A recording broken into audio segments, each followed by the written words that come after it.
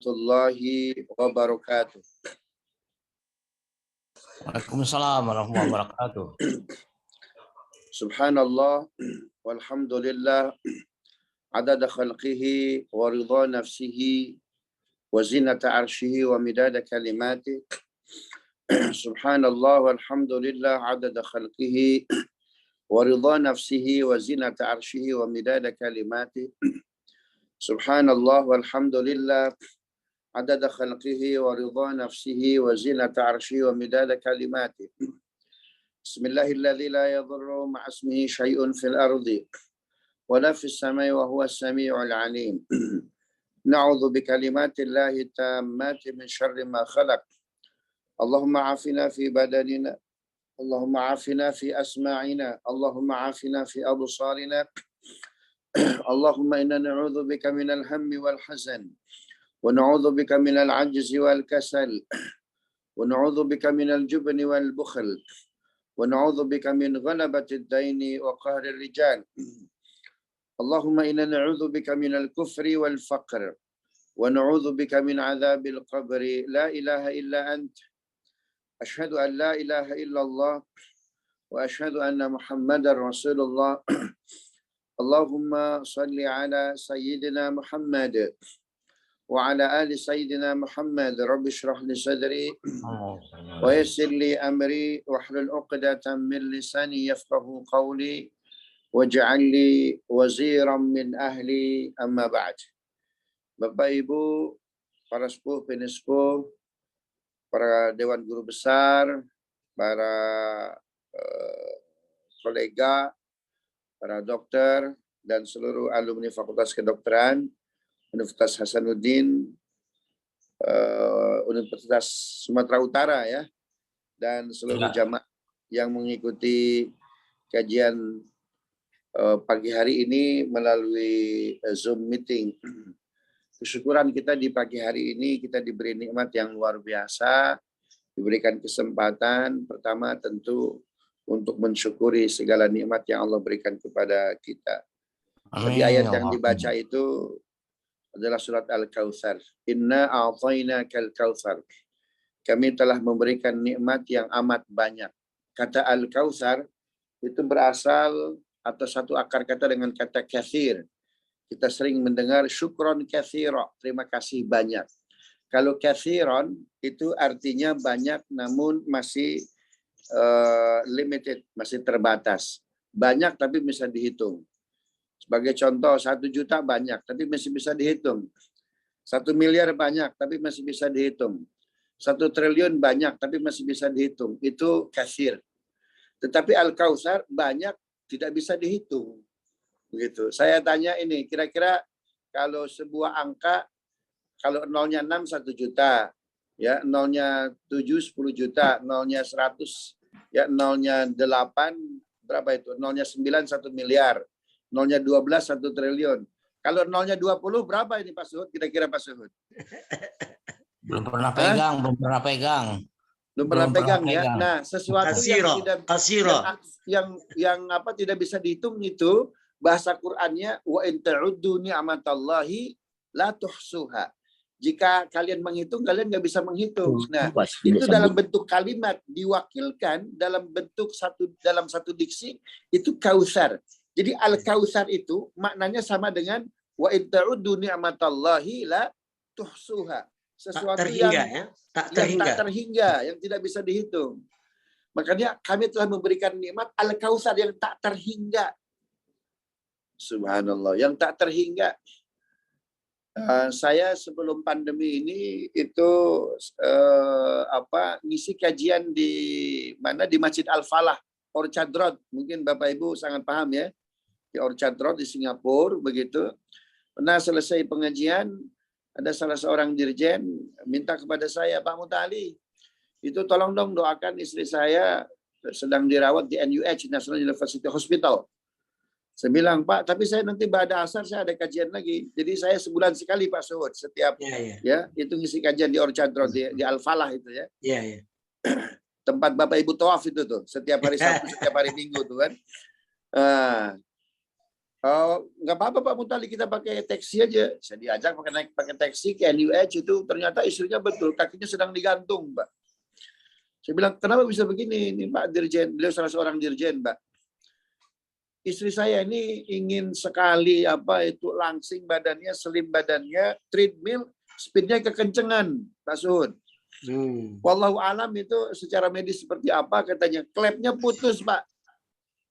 Klep kakinya diputus, saya nggak tahu nih, ini masuknya dalam kedokteran apa ini? Ortopedi kali ya? Ya. Hairudin Lubis. Robek meniskus kali ya. Itu speednya ininya putus klepnya. Mungkin cari spare partnya di Yamaha Honda nggak ketemu itu. Ya, untuk mengganti spare partnya. Katanya ada, nggak tahu tuh jadi istrinya berobat lah, dibawa ke Singapura. Biayanya mahal sekali itu, subhanallah. Itu baru klep saja dia sudah habis berapa uang yang sampai anak-anaknya kuliah di Amerika ditarik, rumahnya keluar, mobilnya keluar, tanahnya keluar, deposito keluar itu, subhanallah. Itu baru satu klep kaki doang, ya. Tuh makanya kalau dihitung nikmat Allah, oh subhanallah, besar sekali itu ya, nggak akan terhitung. Nah Allah minta kepada kita itu murah saja itu. Kami telah memberikan nikmat yang amat banyak. Kami nggak minta ganti, nggak minta kalian untuk kompensasi. Yang pertama, fasolli, aku minta kalian sholat, subhanallah. Jadi makanya orang yang nggak sholat itu orang yang nggak terima kasih sama Allah. Nah yang kedua, yang Allah minta dari kita, wanhar, dan berkurbanlah. Berkurban berapa itu? Cuma 3 juta. Tapi harga klep itu mungkin bisa sampai 3 miliar itu, Allahu alam ya. Pak Khairuddin nanti bisa membantu menjelaskan itu. Ya, jadi itu harga klep saja itu di NUH itu sampai anaknya yang kuliah di Amerika ditarik, Pak, karena bukan beasiswa LPDP mungkin tuh. Ya beasiswa uang sendiri itu, beasiswa rumah itu, beasiswa orang tua. Subhanallah. Itu semua depositonya ketarik semua, Pak Suhud. Ya, hanya untuk klep doang. Allah dari sekian nikmat yang tak terhingga cuma minta 2 kepada kita. Fasolli. Sholat. Makan orang nggak sholat itu nggak pandai terima kasih. Yang kedua, wanhar. Allah cuma minta tiap tahun 3 juta. Allahu Akbar. Harga kambing. Makanya itu seorang sahabat Nabi, ada namanya Anas bin Malik. Ketika turun ini surat Al-Kautsar sebagai pertanda syariat diwajibkannya berkurban, Anas bin Malik ini beliau agak istilahnya tuh ya, agak protes begitu atau sedikit komplain, ya Rasulullah, jangankan buat korban, buat makan aja susah ya Rasul. Apa kata Nabi? Kamu kan punya sahabat kaya, ya pinjemlah. Kamu punya Abdurrahman, punya sahabat Utsman bin Affan, pinjemlah. Pinjem Rasul, pinjem. Ini syariat korban ini, hari ini kita fokus akan membahas dari sisi hukum ya.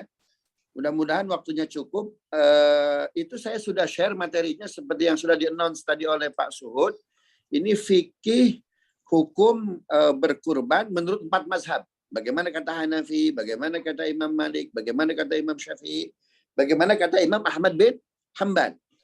Nah, berkurban, syariat berkurban, memang sejarahnya itu terjadi ya, proses sistematikanya, historisnya, itu zaman Nabi Ibrahim alaihissalam. Tetapi secara hukum itu baru disyariatkan tahun kedua Hijriah pasca perang Uhud. Ini dalam kondisi umat Islam sulit-sulitnya. Kenapa? Karena Uhud kalah kan? Kita perang Uhud kalah. Ya, secara ekonomi itu berdampak kepada seluruh sendi kehidupan itu. Dalam kondisi ekonomi susah disyariatkan kurban. Memang syariat itu maunya begini, kita ada kurban duit banyak kan begitu kan? Ya. Nah, ketika syariat kurban Allah turunkan, ada sahabat Nabi komplain namanya Anas bin Malik. Ya. Anas bin Malik ini, Bapak Ibu yang dimuliakan Allah, bukan sahabat kaya, bukan sahabat pengusaha seperti Utsman, seperti Abdurrahman bin Auf, bukan. Dia seperti Nabi ini paling susah ekonominya setelah Bilal bin Rabah. Ya, setelah Ammar bin Yasir, setelah Julaibib. Ya. Kita di akhir-akhir memang mengenal Anas bin Malik, umurnya 129 tahun. Istrinya banyak, anaknya 120. Tapi kenapa dia sampai punya istrinya luar biasa banyak, kemudian hartanya melimpah ruah? Nah, dari sinilah nih entry point-nya. Ketika syariat kurban diturunkan oleh Allah pasca perang Uhud tahun kedua Hijriah, Anas bin Malik protes, ya Rasulullah, saya jangankan buat beli 1 ekor kambing, jangankan beli untuk 1 ekor domba, begitu ya. Untuk makan aja susah Rasul. Bahasa kita untuk bayar SPP, ya daftar ulang sekolah aja susah nih. Allahu Akbar. Atau bahasa sekarang buat beli minyaknya aja susah nih kan. Karena sekarang, buat beli pedasnya aja di cabai sampai 100 ribu ya per kilo ya. Allahu Akbar. Udah pedas banget kan cabai. Maka kata Nabi SAW, Anas, kau kan punya sahabat yang bisa kau pinjam. Ya, berangkatlah kepada mereka, pinjamlah. Berangkatlah Anas bin Malik menemui sahabat Utsman bin Affan. Subhanallah. Kata Anas, Utsman, aku diperintah oleh Rasulullah SAW untuk meminjam kepada engkau ya sekian dinar untuk membeli hewan kurban. Kata Anas, kata Utsman bin Affan, kalau itu perintah Nabi lakukan. Gitu. Akhirnya dipinjami beberapa dinar seharga 1 ekor kambing. Berangkatlah ke pasar, lalu beliau membeli 1 ekor kambing, setelah itu disembelih. Setelah itu beliau berkurban. Apa yang terjadi Bapak Ibu? Setelah itu rizkinya seperti air bah. Ya seperti tsunami yang nggak ketahan. Subhanallah. Pidato Nabi SAW pasca perang Uhud, walaupun kalah, apa kata Nabi? Boleh Uhud kalah, tetapi dakwah Islam harus sampai ke seluruh pelosok negeri, termasuk ke Mesir. Walaupun memang penaklukan Mesir bukan terjadi pada masa Nabi, tetapi cita-citanya sudah di-announce oleh Rasulullah SAW. Realisasinya nanti pada zaman siapa? Umar bin Khattab. Nah, ketika itu kata Nabi, siapa yang mau investasi untuk dakwah invasi Islam ke Mesir? Sahabat semua nggak ada yang angkat tangan, nggak ada. Kenapa? Orang kalah di Uhud. Nggak ada ghanimah, nggak ada fight, nggak ada. Subhanallah. Ketika itulah sahabat yang tidak diduga-duga angkat tangan beliau. Siapakah? Anas bin Malik. Semua sahabat itu kaget. Obe, duit dari mana Obe? Katanya nih Anas bin Malik. Mau jadi investor Mesir. Sekelas Abdurrahman bin Auf aja itu nggak angkat tangan. Sekelas Utsman aja nggak angkat tangan. Apalagi Abu Bakar Siddiq. Di perang Badar dia sodakokan seluruh hartanya. Hebatnya Abu Bakar, dia di perang Badar mensodakokan seluruh hartanya. Tapi ketika distribusi pembagian harta rampasan perang ghanimah, itu Abu Bakar orang yang terakhir kali hadir. Orang yang terakhir kali hadir. Luar biasa. Subhanallah. Sampai para sahabat heran. Anas bin Malik ini duit dari mana ini? Rezeki dari mana? Sekelas Nabi aja heran. Ya. Ini Bapak Ibu kalau baca riwayatnya, riwayat Abdullah bin Abbas, ini bisa ketawa-ketawa, ini bisa terpukau. Kenapa? Nabi menghampiri Anas bin Malik, mungkin kalau bahasa kita, hello Anas. Anas, sehat Anas, kan begitu tuh. Mungkin bahasa Nabi, duit dari mana ente Anas? Allahu Akbar. Ketika itu Anas tersenyum. Ya Rasulullah, bukankah engkau syariatkan berkurban? Bukankah kau memerintahkan aku untuk meminjam? Aku minjam kepada Utsman. Ya, seharga 1 ekor kambing. Setelah itu aku ke pasar, aku beli 1 ekor kambing, aku kurbankan. Setelah itu rezekiku ya Rasulullah tak tertahan seperti air bah. Maka setelah Anas bin Malik mengucapkan demikian, itu langsung Allah turunkan surat At-Talaq ayat 2 ayat 3. Siapa yang membaca? Wa may yattaqillaha yaj'al lahu makhraja wa yarzuqhu min haitsu la yahtasib wa may yatawakkal 'ala Allah fa huwa hasbuh innallaha balighu amrihi qad ja'ala Allahu likulli syai'in qadra. Monggo siapa yang baca terjemahannya? Ya, silakan Chandra atau Edi. Tolak berapa tadi, Ustaz? At-Talaq ayat 2 ayat 3. Surat At-Talaq ayat 2 terakhir juz 27. Ayat berapa tadi, Ustaz? Ayat 2 dan ayat 3. Ayat 2 Ayat 23. 2 sampai 3. Oh, 2 sampai 3. Surat 65. Ya. Baca. Bismillahirrahmanirrahim. Maka apabila mereka telah mendekati akhir iddahnya, maka rujuklah kembali kepada mereka dengan baik atau lepaskanlah mereka dengan baik. Dan persaksikanlah dengan 2 orang saksi yang adil di antara kamu. Hendaklah kamu tegakkan kesaksian itu karena Allah. Demikianlah pengajaran itu diberikan bagi orang yang beriman kepada Allah dan hari akhirat. Barang siapa bertakwa kepada Allah, niscaya dia akan membukakan jalan keluar baginya. Yang ketiga, dan dia memberinya rezeki dari arah yang tidak disangka-sangkanya. Dan barang siapa bertawakal kepada Allah, niscaya Allah akan mencukupkan keperluannya. Sesungguhnya Allah melaksanakan urusannya, sungguh Allah telah mengadakan ketentuan bagi setiap sesuatu. Subhanallah. Jadi ayat ini Bapak Ibu kalau ingin tahu asbabun nuzulnya, ini terkait Anas bin Malik yang tidak punya apa-apa, bukan siapa-siapa. Dalam kondisi amat sulit, ada syariat berkurban, beliau pinjem. Ayat ini senafas nanti dengan surat Al-Mujadilah ayat 11. Kalau kita kesulitan, Nabi memberikan way out kepada kita. Apa itu sedekah? Wa idza najaitumur rasula faqaddimu baina yaday najwaakum shadaqah. Ketemu enggak? Al-Mujadilah ayat 11. Wa idza najaitum 11 bisa bantu. Silakan. Mujadilah Wa ayat idza 11. najaitumur rasula faqaddimu baina yadaykum najwaakum shadaqah. Ketemu? Ya. Sudah. Ya, Silakan Pak Chandra. Baik. Bismillahirrahmanirrahim. Wahai orang-orang yang beriman, apabila dikatakan kepadamu, berilah kelapangan di dalam majelis-majelis. Oh, bukan. Berarti ayat 12-nya, Pak. Ayat 12-nya. 12. Wahai orang-orang yang beriman, apabila kamu mengadakan pembicaraan khusus dengan Rasul, hendaklah kamu mengeluarkan sedekah kepada orang miskin sebelum melakukan pembicaraan itu. Yang demikian itu lebih baik bagimu dan lebih bersih. Tetapi jika kamu tidak memperoleh yang akan disedekahkan, maka sungguh Allah Maha Pengampun, Maha Penyayang. Nah, gini Bapak Ibu. Sebagian sahabat yang tidak mampu, itu rata-rata minta didoakan oleh Nabi agar diuraikan permasalahannya. Ya. Baik permasalahan dunia, permasalahan keluarga ini dan itu. Quran ngasih tahu, sebelum datang ke Nabi, ya sodakoh dulu. Jadi ini kata Ibnu Katsir, kita dalam kondisi amat sulit, ya agar Allah menguraikan urusan kita sedekah. Maka sedekah itu dahsyat betul. Andaikan kita ditangguhkan kematian kita, amal yang akan kita kerjakan pertama kali apa itu? Sedekah. Jadi kenapa kita di bulan Zulhijjah itu disuruh berkurban? Karena kan ini bulan Allah mensegel tradisi tabiat kita. Kalau di Zulhijjah kita mampu berkurban, insya Allah di 8 bulan yang lain, selain Ashurul Hurum, kita gampang sedekah.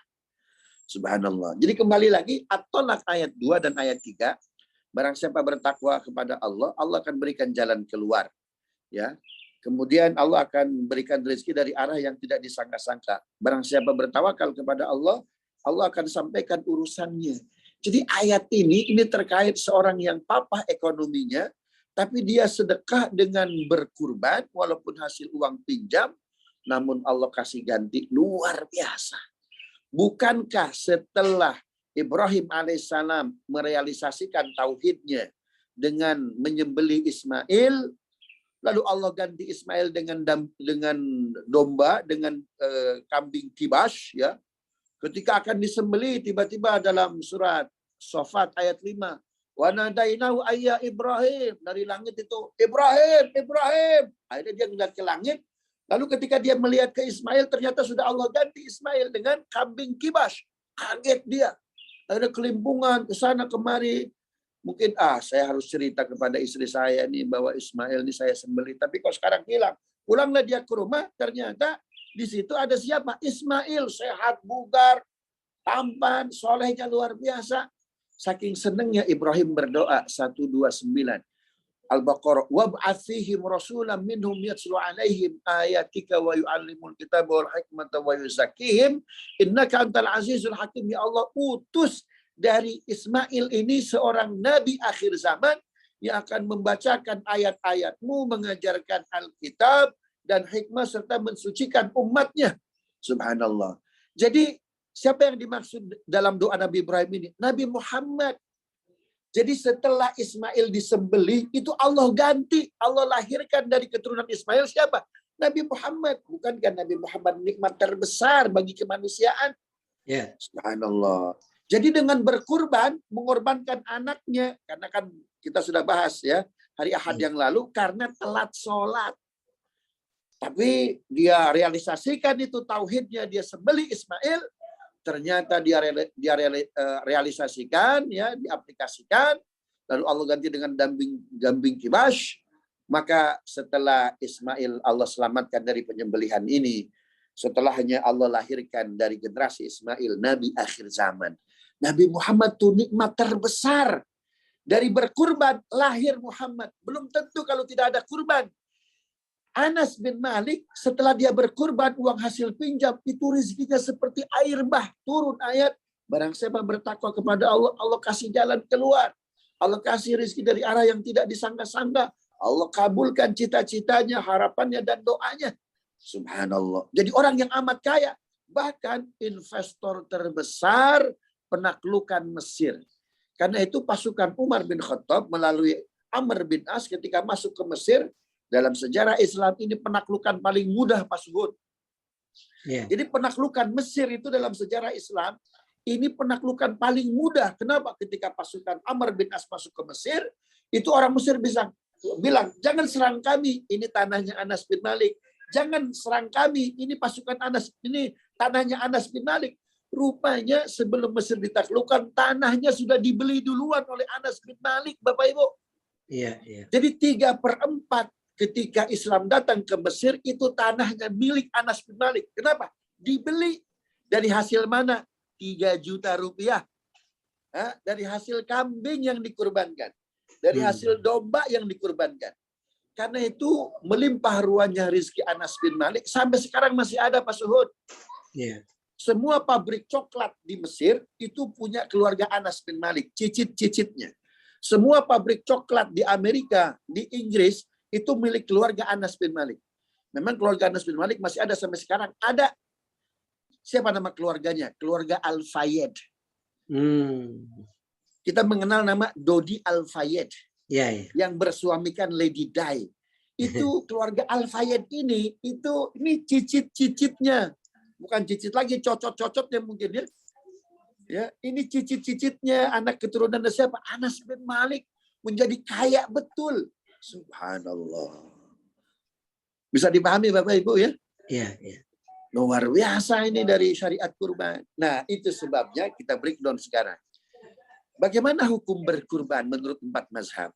Pertama, menurut Imam Hanafi, berkurban hukumnya wajib. 1 orang 1 ekor setiap tahun. Kata Imam Hanafi, berkurban hukumnya wajib. 1 orang 1 ekor setiap tahun. Kata Imam Hanafi, apa ukuran seseorang itu sudah wajib berkurban? 1 ekor 1 tahun. Per tiap tahun. Ketika dia punya nisab zakat emas. Zakat emas berapa? 80 gram. Kalau hari ini emas diantam 1 juta, berarti 80 juta. Bapak Ibu punya duit 80 juta, wajib. 1 orang 1 ekor setiap tahun. Kalau dahulu KMK ini wajib semua ini kayaknya nih. Ustaz, saya nggak punya duit, Ustaz. Tapi kan Bapak punya Avanza. Avanza 200 juta. Sebeli Avanzanya itu. Amin, amin. Amin, amin. Insyaallah, insyaallah. Ini kayaknya wajib semuanya ini ya. Allah. Itu kata Imam Hanafi, wajib. 1 orang ya 1 ekor setiap tahun. Ya, kapan? Ketika dia punya harta ukuran nisab zakat emas 80 juta. Subhanallah. Ya, Apalagi yang punya iPhone. Punya iPhone berapa ini? Punya iPhone 8. Itu udah wajib itu. Ya. Baik. Apa dalil yang digunakan oleh Imam Hanafi bahwa berkurban itu wajib satu orang satu ekor?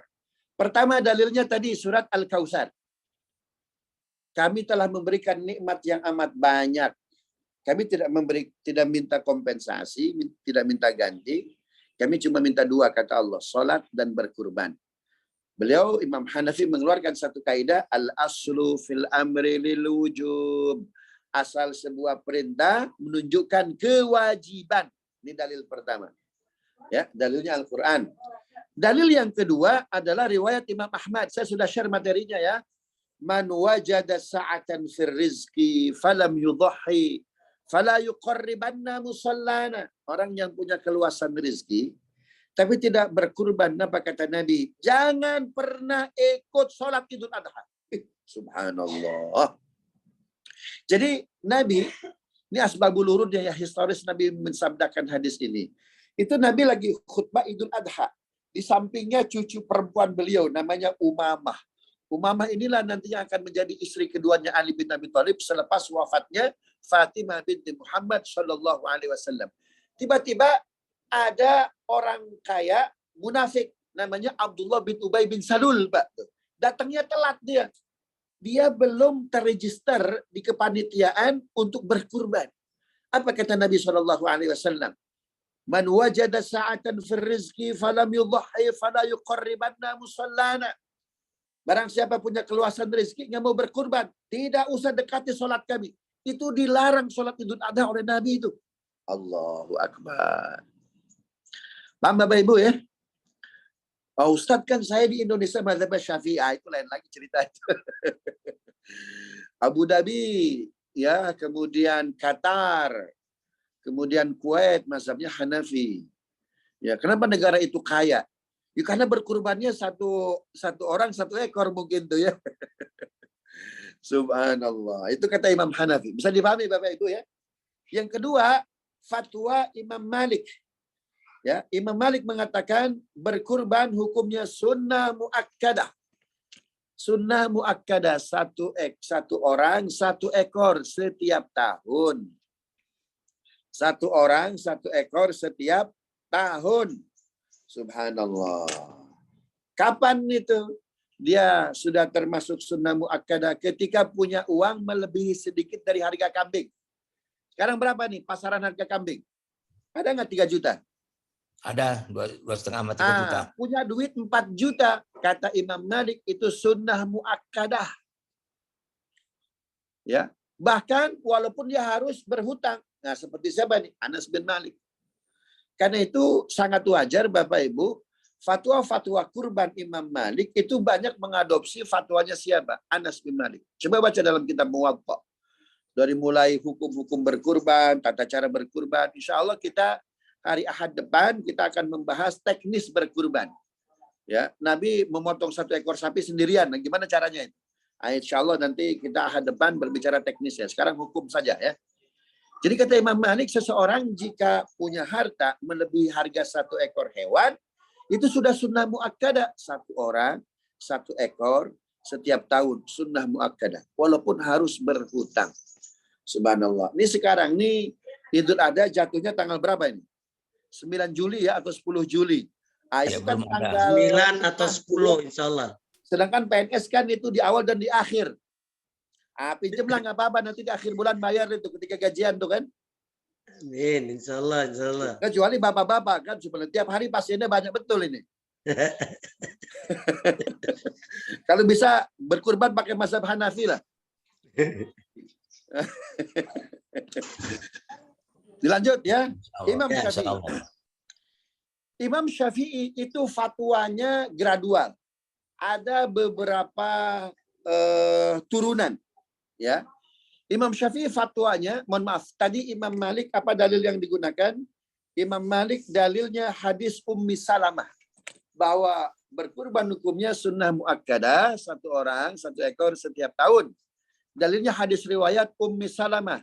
Idza ra'aitum hilala dzil hijjah wa arada ahadukum ay yudhiya falyumsik an sya'rihi wa adfarihi.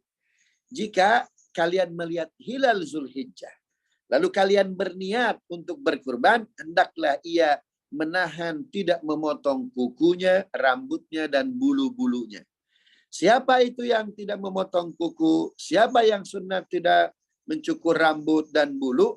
Orang yang niat berkurban. Berarti satu orang satu ekor. Subhanallah.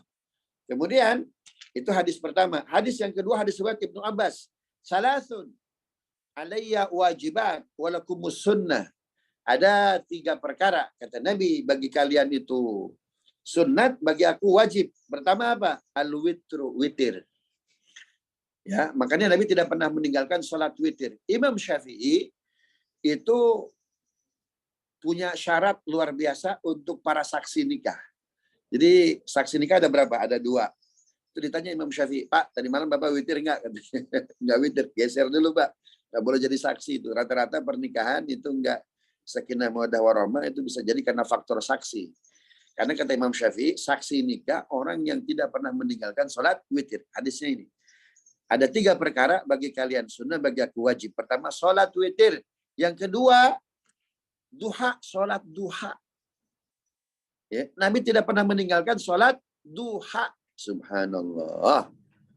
Ya, makanya Nabi SAW dalam Sahih Bukhari ada satu bab judulnya man taraka lailatan aw lailataini. Ada orang pernah meninggalkan salat qiyamul lail, salat tahajud 1 atau 2 malam. Siapa yang dimaksud? Nabi, Pak. Jadi Nabi pernah enggak salat tahajud 1 malam. Kalau kita enggak tahajud bermalam-malam kan begitu. Atau tahajudnya hanya 1 malam kalau kita. Itu Nabi sedihnya luar biasa. Kapan? Letih betul. Mohon maaf Bapak Ibu, audio video saya masih jelas nggak nih? Masih Ustadz, masih. Masih jelas ya? Masih Nah, jelas. Nabi pernah 1 malam nggak tahajud Nabi. Kenapa? Orang lelah betul, letih betul pasca perang Badar. Subhanallah. Bangun-bangun ketika Bilal sedang azan. Nggak sempat tuh tahajud. Akhirnya Nabi sholat duha, sholat subuh. Itu habis subuh Nabi zikirnya berubah. Yang biasanya astagfirullah, astagfirullah. Diubah menjadi apa? Allahumma anta rabbi. La ilaha illa anta khalaqtani wa ana 'abduka wa ana 'ala ahdika wa dzika mastata'tu. Abu'u laka min syarri ma sana'tu. Abu'u laka bi ni'matika 'alayya wa abu'u bi dhanbi faghfir li fa innahu la yaghfiru dzunuba illa anta. Ini namanya Sayyidul Istighfar. Nabi munajatkan pertama kali pasca Nabi malamnya tidak tahajud. Di situ ada kalimat yang amat luar biasa. Abu'u laka bi ni'matika 'alayya. Ya Allah, aku kembalikan nikmat terbesar yang pernah kau berikan kepadaku. Nikmat apa itu? Nikmat jadi nabi. Orang jadi nabi, Pak, itu nikmat luar biasa. Selamat dunia, selamat akhirat. Pejabat selamat dunia, belum tentu akhirat. Ya, selesai menjabat belum tentu selamat gitu. Ya, kenapa? Karena hukum masih berlaku surut tuh ya. Tapi Nabi insya Allah selamat dunia, selamat akhirat. Apa kata Nabi? Aku nggak pantas lagi jadi nabi ya Rabb. Kenapa? Tadi malam nggak tahajud. Allahu Akbar. Maka Nabi sampai waktu syuruk terus baca istighfar itu sampai masuk waktu duha. Maka diturunkannya surat Ad-Duha. Dengan diturunkannya surat Ad-Duha, maka disyariatkan pertama kali sholat apa itu? Sholat duha. Nah, sholat duha bagi Nabi itu apa hukumnya? Wajib. Yang ketiga, berkurban. Berkurban bagi para Nabi wajib. Dari Adam alaihissalam, Adam, Idris, Nuh, Hud, Saleh, Ibrahim, Lut, Ishak, dan lain sebagainya hingga Nabi Muhammad SAW itu pernah melakukan berkurban. Karena berkurban itu hukumnya wajib bagi para nabi. Sedangkan bagi kita apa? Hukumnya sunnah. Subhanallah. Hadis yang keempat yang dijadikan hujjah oleh Imam Malik bahwa berkurban hukumnya sunnah muakkadah. 1 orang 1 ekor setiap tahun. Hadis riwayat Aisyah dalam Sahih Bukhari ketika haji wada. Nabi ketika haji wada sampai di Mina, mabit di Mina, Nabi SAW tanggal 10 Zulhijjah itu berkurban dengan 1 ekor sapi dan 3 ekor kambing. Kenapa 7 ekor sapi? Karena istri beliau yang ikut haji wada 7 orang. Tuh kan? Oh berarti kalau kambing 1 orang. Kalau sapi 7 orang. Itu hadisnya tuh Bapak Ibu tuh. Ya. Subhanallah. Nah selesai Nabi menyembelih 1 ekor sapi. Itu dibagikan kepada para sahabat, baik yang mampu ataupun yang tidak mampu. Nah, boleh Bapak Ibu daging kurban, dibagikan kepada orang kaya, kepada sahabat, bahkan kepada non-muslim sekalipun boleh. Dalilnya tadi itu, al-qani awal mu'tar, orang yang mampu atau orang yang tidak mampu. Bisa jadi untuk apa itu? Untuk merekatkan persahabatan, kekeluargaan, ya, kepada para mu'alaf. Bahkan kepada non-muslim juga boleh. Begitu tuh ya. Nah, lalu sepertiga dari sapi tersebut Nabi berikan kepada istri-istrinya. Lantas setelah Nabi motong 1 ekor sapi, Nabi menyembelih lagi 1 ekor kambing. Subhanallah. Ketika Nabi akan menyembelih 1 ekor kambing, itu goloknya itu diambil oleh Aisyah. Subhanallah. Marah betul Aisyah. Apa kata Aisyah? Ya Rasulullah, what the maksud? Ini kan kita bertujuh. Sudah kau korbankan dengan 1 ekor sapi. Nah ini kita bertujuh. Ini 1 ekor kambing buat siapa? Cemburunya Aisyah itu luar biasa. Sampai Nabi mau motong, goloknya diambil oleh Aisyah. Allahu Akbar. Bisa dipahami nggak Bapak Ibu? Bisa nggak? Bisa ya? Bisa. Itu goloknya diambil Pak Syuhud. Saking cemburunya Aisyah itu. Rasul, Kalau lah cemburu itu diharamkan di Islam, banyaklah perempuan kena itu ya. Itulah hadis itu hadis Pak Syuhud. Kata Nabi, laukanat ghiratu dzamban lam ta'latin nar. Andai kan cemburu itu dosa, neraka penuh isinya perempuan semuanya. Itu goloknya diambil sama Aisyah. Ya Rasulullah, kita bertujuh, sudah 1 ekor sapi. Ini kok kenapa motong 1 ekor kambing lagi? Subhanallah. Itu Aisyah itu. Allah, apa kata Nabi? Hadhihi li Khadijah, ini untuk Khadijahku. Subhanallah. Itu udah dibilang gitu Pak, masih cemberut. Sama orang meninggal aja cemburu tuh Pak. Apalagi sama orang hidup tuh. Bayangkan sayangnya Nabi kepada Khadijah. Ini 1 ekor kambing untuk Khadijahku. Saya tanya, ketika haji wada, Khadijah masih ada atau sudah wafat? Istri pertama Nabi. Sudah wafat. Sudah wafat. Sudah wafat. Maka ini menjadi dalil berkurban untuk yang sudah wafat, Boleh. boleh. Subhanallah, boleh ya. Nah setelah itu Nabi motong lagi 2 ekor kambing untuk dirinya dan umatnya. Itu dalil siapa? Imam Malik. Baik, Imam Syafi'i. Imam Syafi'i fatwanya ada 3. Pertama sama dengan Imam Malik. Berkurban hukumnya sunnah muakkadah. 1 orang 1 ekor setiap tahun. Kalau mampu. Kalau tidak mampu, ini fatwa kedua Imam Syafi'i. Boleh 1 ekor 1 keluarga. Paham ya? Ini mungkin yang menjadikan orang Indonesia tertarik mazhab Syafi'i ini. Jangan-jangan nih.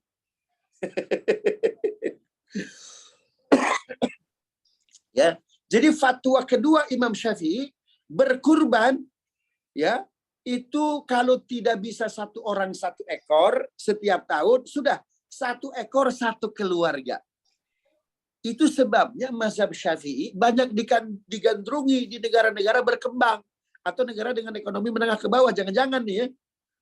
Tapi sebetulnya bukan itu. Imam Syafi'i itu terkenal dengan orang yang amat rahmat. Orang yang amat sayang kepada umatnya, kepada masyarakatnya. Beliau fatwanya Pak, ringan untuk masyarakatnya, tapi berat untuk dirinya. Karena faktanya Imam Syafi'i tidak pernah berkurban 1 ekor 1 keluarga untuk dirinya. Imam Syafi'i punya anak 4, semuanya perempuan. Ya, istri 1 Imam Syafi'i. Imam Syafi'i kurbannya berapa? Kurbannya 6 ekor sapi. Imam Syafi'i 1 ekor sapi, istrinya 1 ekor sapi, 4 anaknya 4 ekor sapi. Subhanallah.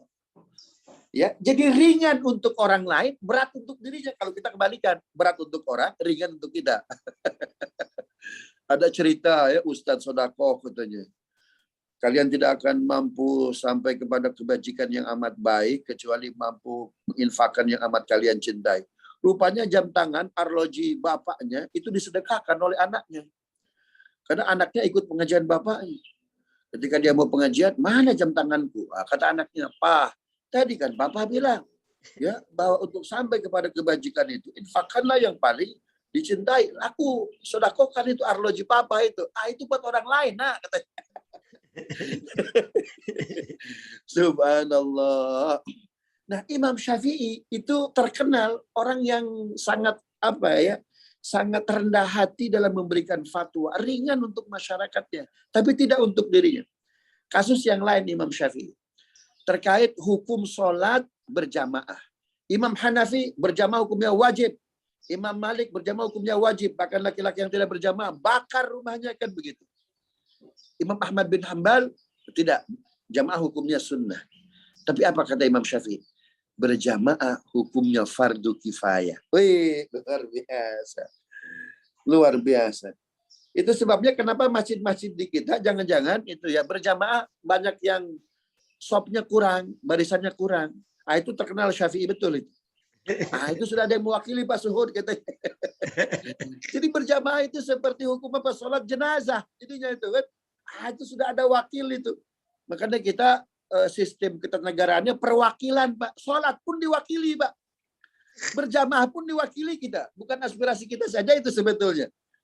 Nah, Imam Syafi'i beliau memberikan fatwa kedua, kalau nggak mampu satu orang satu ekor tiap tahun, boleh 1 ekor 1 keluarga. Kapan ini kalau dia tidak mampu? Ini ada orang berkurban 1 ekor untuk 1 keluarga, padahal dia mampu. Subhanallah, itu nggak boleh. Maka akan diancam lewat hadis lewat Ahmad tadi. Ya, man wajada sa'atan fi rizqi falam yudhi fala yuqarribanna musallana. Orang yang punya keluasan rezeki tapi dia tidak berkurban, maka jangan pernah dekati tempat sholat kami. Tidak usah sholat Idul Adha, kata Nabi. Subhanallah. Hadis yang kedua, ya, dasar hukum dari fatwa kedua Imam Syafi'i ini, kalau tidak mampu 1 ekor, 1 orang 1 ekor, boleh 1 ekor 1 keluarga. Itu hadisnya beliau riwayat Aisyah dalam Sahih Bukhari. Apa hadisnya? Dhahan Nabi sallallahu alaihi wasallam bikabshaini amlahaini aqranaini kabshun li nafsihi wa ailatihi wa kabshun li ummati. Nabi sallallahu alaihi wasallam berkurban dengan domba kibas yang gemuk-gemuk dan bertanduk. 1 ekor untuk diri dan keluarganya, 1 ekor untuk umatnya. Tuh, Nabi saja tiap tahun berkurbannya 2 ekor kambing gemuk dan bertanduk. 1 ekor untuk dirinya, 1 ekor untuk umatnya. Tuh lihat, Nabi saja ya itu bukan hanya 1 ekor 1 keluarga, tapi 1 ekor 1 umat. Kata Imam Syafi'i dijawab, kenapa Nabi berkurban tiap tahun 2 ekor? Kecuali ketika Haji Wada 8 ekor, 1 ekor sapi, mohon maaf, dan 3 ekor kambing gibas. Kenapa Nabi berkurban 2 ekor? 1 untuk dirinya, 1 untuk umatnya. Inilah namanya syafaat sugro Nabi. Nabi punya 2 syafaat. Syafaat kubro, nanti yang akan diberikan pada hari kiamat. Yang kedua syafaat sugro. Syafaat kecil yang Nabi berikan kepada umatnya di dunia ini. Kenapa? Karena Nabi paham betul.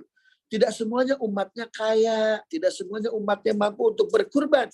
Mereka yang tidak mampu berkurban oleh Nabi sudah dikurbankan duluan. Ya, sudah disembelihkan duluan. Inilah yang dimaksud dengan ayat akhir surat At-Taubah. Laqad ja'akum rasulun min anfusikum azizun 'alaihi ma 'anittum harisun 'alaikum bil mu'minina raufur rahim. Ayat ini turun karena Allah menyaksikan Nabi kita Muhammad, kenapa kau menyembelih 1 ekor kambing lagi? Bukankah sudah? Ini untuk umatku ya Rabb. Ketika itu nama Allah, hak prerogatif Allah, otoritas Allah apa? Ar-Rahim. Ar-Rahim itu nama Allah. Bismillahirrahmanirrahim. Allah berikan kepada Nabi kita Muhammad SAW bahwa Nabi amat penyayang kepada umatnya. Kenapa? Laqad ja'akum rasulun min anfusikum. Telah datang seorang Nabi dari kalangan kalian. Ya, sifatnya apa? Bil mu'minina rauf, lembut, rahim, penuh kasih sayang.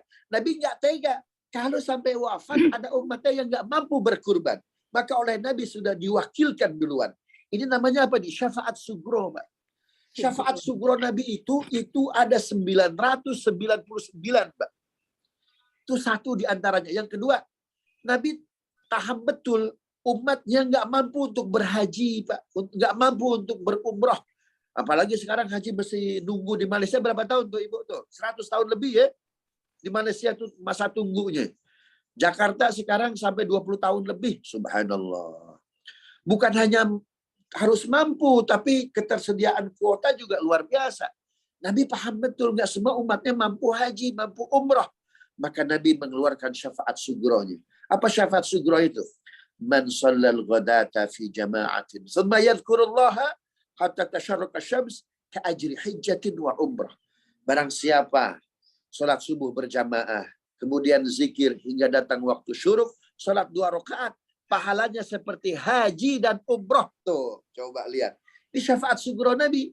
Nabi paham betul dengan rahimnya, dengan kasih sayangnya. Ya semua umatnya mampu berhaji. Oleh Nabi ada emergency exit. Ada jalan yang lain dari syafaat Nabi. Apa itu? Salat subuh berjamaah, zikir, jangan tidur lagi. Salat 2 rakaat ketika matahari terbit. Pahalanya seperti haji dan umrah. Subhanallah. Kalau Bapak Ibu ini mampu lah. Tapi selama belum berangkat, maka jangan pernah meninggalkan salat subuh, kata Imam Syafi'i. Jadi nanti kalau pada hari pengadilan, kenapa kau nggak haji? Aku nggak mampu ya Rob. Bukankah ada salat subuh?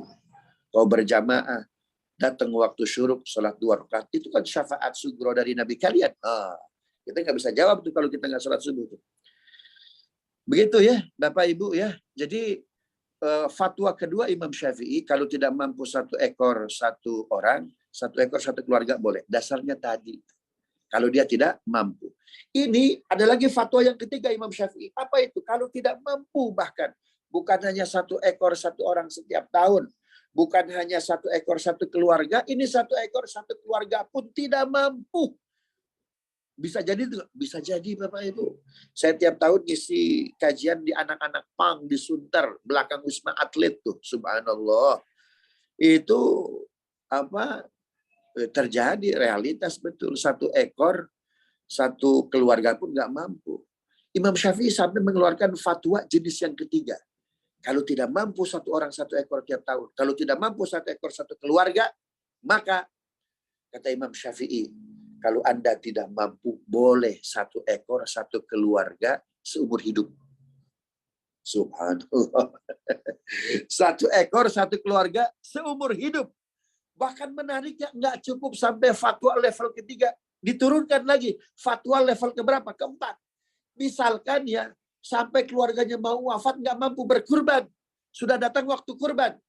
Maka bagi dia yang tidak mampu 1 ekor 1 keluarga seumur hidup, maka fatwa yang ketiga, bantulah pemotongan hewan kurban. Maka membantu memotong hewan bagi yang tidak mampu, pahalanya seperti berkurban. Kalau dia tidak mampu, bantu motong-motong, bantu nyincang, bantu nyeset, kata orang Betawi itu. Kalau dia nggak mampu nyeset, bantu distribusi, bantu bagikan. Oh mungkin ya Rasulullah, Imam Syafi'i, saya ini kakinya asam urat, nggak bisa jalan. Nah, kalau nggak mampu distribusi, maka yang terakhir apa itu? Bantu makan. Makan daging kurban. Maka makan daging kurban, pahalanya seperti apa itu Bapak Ibu? Berkurban. Subhanallah. Jadi dari 4 mazhab ini, fatwa Imam Syafi'i sampai level 4, ini paling komplit nih Bapak Ibu. Tapi kita jangan langsung ke level keempat ya, sehingga kita ketika musim kurban, itu yang kita siapkan apa itu? Beli tusuk sate dan arang aja itu. Jangan itu, jangan. Subhanallah. Begitu tuh ya. Kemudian yang keempat, Imam Ahmad bin Hambal. Imam Ahmad bin Hambal fatwanya itu sama dengan Imam Malik. Ya. Imam Ahmad bin Hambal itu fatwanya sama dengan Imam Malik, sunnah muakkadah. Ya, bahkan dia boleh berhutang ketika dia punya mampu kesanggupan untuk membayarnya. Ini yang bisa saya sampaikan Bapak Ibu. Ya, terkait masalah hukum. Kemudian mungkin tambahan dari saya, tadi hadis Nabi bahwa berkurban itu harus domba yang gemuk-gemuk. Nah ini bagusnya memang demikian tuh ya. Akrona ini yang bertanduk, berarti jantan atau betina? Jantan. Harus jantan. Berbeda dengan Imam Hanafi, boleh betina. Karena hadis yang pertama disebut oleh Nabi, amlahaini yang gemuk-gemuk.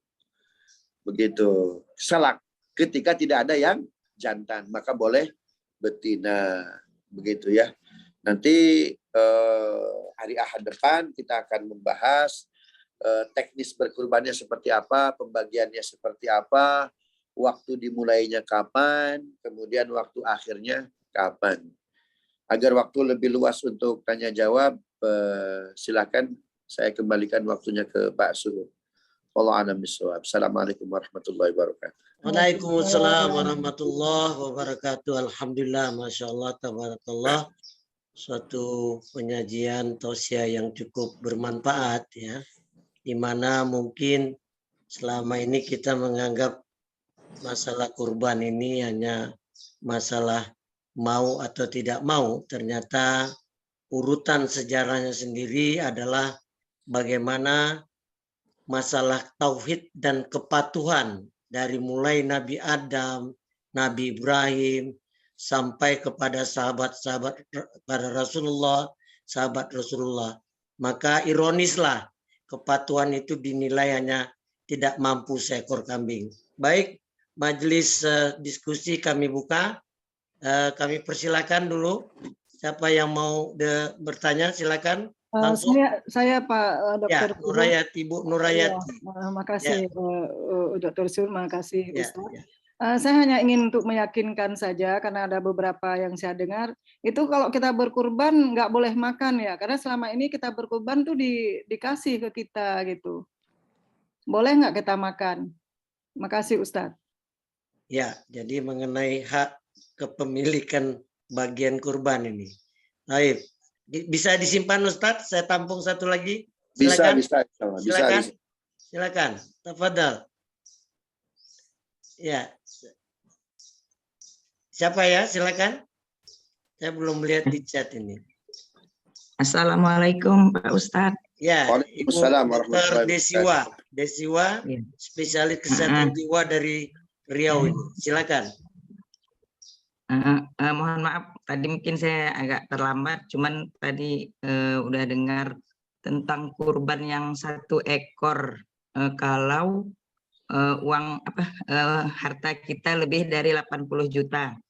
Nah, 1 ekor di sini kan 1 ekor, kalau dia 1 ekor sapi, kita itu harus langsung 1 ekor sapi, atau boleh kan 1 ekor itu 7 orang, atau boleh kita bagi-bagi, misalnya di tempat A 1, B 1, tapi dia 7 gitu. Jadi kan jumlahnya memang 1 ekor sapi juga. Boleh seperti itu apa harus 1 ekor langsung di 1 tempat, Pak Ustadz? Biar lebih Abdul. Baik, dipahami Bu, dipahami. Ya. Terima kasih Pak Ustadz. Mau satu lagi? Kita bikin 3 dulu, silakan. Erudin mau bertanya tuh ya, sepertinya. Belum. Ya. Met Rizal, Bukit Tinggi. Terima kasih Ustadz. Assalamualaikum warahmatullahi wabarakatuh. Waalaikumsalam warahmatullahi wabarakatuh. Pertanyaan saya berkaitan, mungkin ada kaitan dengan pertanyaan Hayati tadi Ustadz. Sebahagian daripada ulama menyebutkan bahwa kalau dia mendapat bahagian dari daging korbannya itu tidak boleh memakannya lebih dari satu minggu katanya. Gimana itu yang sebenarnya keterangannya? Apa memang benar ada dalilnya? Itu saja barangkali Ustaz. Makasih banyak Ustaz. Assalamualaikum warahmatullahi wabarakatuh. Alhamdulillah. Silakan Ustaz, 3 pertanyaan. Baik, jazakallah khair. Pertanyaannya bagus-bagus ya. Nih para dokter nih antusias sekali nih. Apalagi sekarang ada isu PMK nih, maka kontribusi harus lebih kuat nih ya. Jadi pertama, pengkurban boleh makan. Ya, boleh makan daging kurban. Bahkan dia boleh memilih bagian mana yang akan dia makan, yang akan dia ambil. Hanya tidak lebih dari 1/3. Karena Nabi SAW daging kurban itu sulusun, 1/3 untuk disedekahkan. Wa sulusun li nafsihi, 1/3 untuk si pengkurban. Boleh tuh. Kemudian wa sulusun li hifzihi, 1/3 disimpan oleh si pengkurban. Jadi pertama keluarkan dulu 1/3. Ini hadis Nabi-nya nih, awalnya seperti ini. 1/3 sedekahkan. Ya. Yang kedua, 1/3 untuk si pengkurban. Si pengkurban nggak boleh makan lebih dari berapa? 1/3. 1/3 ketiga simpan dia. Kalau bahasa Nabi-nya dendeng dia. Sampai kapan? Sampai asar tanggal 13 Zulhijjah. Kenapa dia simpan? khawatir ada keluarga jauh datang. Khawatir ada para ulama jauh datang ke rumahnya. Ya, jadi dia menyediakan itu, tapi bukan untuk dia makan. Kalau sampai asar tanggal 13 Zulhijjah, ternyata saudara jauh tidak datang, fakir, miskin, fuqara, masakin sudah terbagikan, jangan dimakan, langsung bagikan. Kenapa? Karena kalau dia makan, dosa. Bukan dia berdosa, ya rugi aja dia, nggak dapat pahala kurbannya. Ya, kalau dia tidak keluarkan, malah sepertiga ini dia ambil. Menjadi dia bagiannya berapa? 2/3. Oh, itu namanya bukan kurban, itu sedekah namanya. Ya. Nah, jadi kalau sampai asar tanggal 13 Zulhijjah yang sepertiga yang disimpan itu belum habis, bukan untuk dirinya, bukan untuk keluarganya, tetapi untuk dibagikan kepada orang, karena mungkin akan ada acara ulama, akan ada kerabat jauh datang, ternyata tidak terrealisasi, maka sepertiga itu cepat keluarkan, sedekahkan. Paham Bapak Ibu ya? Itu Nabi SAW sepertiga, itu Nabi paling senang itu ngambil mana? Paha kanan. Paha kanan. Ini Nabi itu betul-betul orang yang sangat firm itu dengan halalan thayyibah. Nabi nggak pernah makan jeroan ini. Ya. Sedangkan saya senang betul ini Pak Suhud. Gimana nih Pak Suhud? Nanti Itu tinggi Nabi asam urat, hati-hati. Halal tapi sementara not thayyib. Bukan sementara not thayyib, memang tidak thayyib Pak Suhud. Sementara lagi itu. Nah, jadi boleh makan ya sepertiga. Kalau dia makan lebih dari itu, maka kualitasnya bukan lagi kurban, tapi sedekah biasa saja. Ya, jangan pernah Bapak Ibu berkurban meniatkan zakat, jangan. Jangan, nggak boleh itu. Ya. Ada akikah lagi Ustadz orang berniat sambil. Nah, bagaimana kalau untuk akikah? Kalau dia tidak mampu sama sekali, ya, dan dia belum akikah dan punya harta hanya 1 ekor kambing saja, maka silakan akikahnya di waktu kurban. Maka dia dapat pahala 2. Ya, pahala akikah, pahala kurban, dengan syarat dia hanya punya 1 ekor kambing kalau anaknya perempuan. Tapi kalau anaknya laki-laki, dia hanya punya harta untuk memberi 2 ekor kambing saja. Ini pertanyaan pertama. Pertanyaan yang kedua, apakah sapi itu boleh dikurbankan? Ya, 1 ekor sapi, 7 orang itu tidak dibagikan di satu tempat, boleh. Atau 7 orang itu tidak ada di satu tempat, boleh. Ya, bahkan misalkan satu ekor, jadi yang 7 orang itu 1 untuk dirinya, 1 untuk kakaknya di Riau, 1 untuk kakaknya di Minangkabau, 1 kakaknya di Batam, boleh. Subhanallah. Bahkan kepada orang yang sudah wafat pun boleh. Begitu. Kemudian yang ketiga, tadi apa tuh ya Pak Suhud, saya kalau agak lupa ya.